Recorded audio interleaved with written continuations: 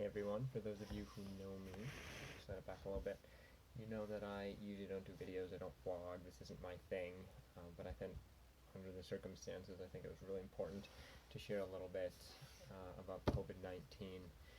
You're hearing a lot of things, and you'll continue to hear a lot of things, but there's a few things that I wanted to emphasize that I think are really essential at this time for us moving forward and keeping this from any bigger of a catastrophe than it already is. So, that being said, I'll go into a little bit of background before I do. I just want everyone to remember that through the ages, we've went through SARS, MERS, Ebola, polio, the 1917 flu. We've been through a number of different things that have set us back, and we've always come through on the other side, and we will win this one as well. But it is going to be a long road, and it's going to be very difficult, a lot more difficult than I think a lot of people may understand. So just a little bit of quick background. The coronavirus, there's hundreds of strains, we speculate. We're not quite sure how many, but there's traditionally only been 4 that run in humans.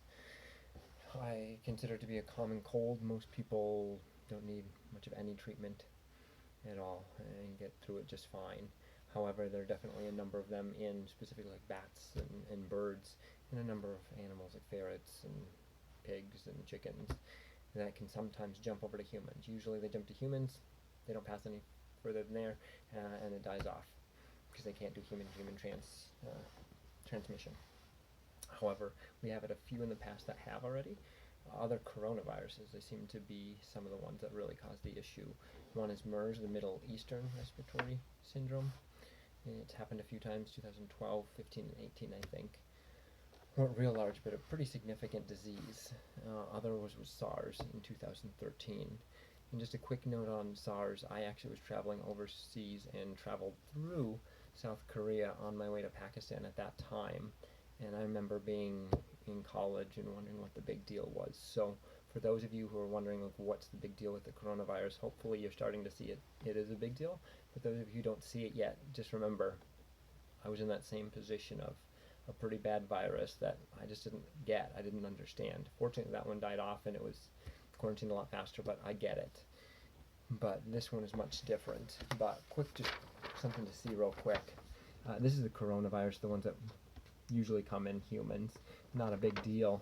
Every year, second year, third year, and you can just see usually starts in about November, ends in about April, give or take a month on each end, and that's typically the way it runs. So there is hope that maybe this one is similar and dies out into May. We're trying to suppress it, so it actually might go a little longer because of the tail. It might go into June or something. It might go the whole year. We don't know, but we really hope that it dies down, and that's part of the game plan for it. It's way too long. A lot more parts.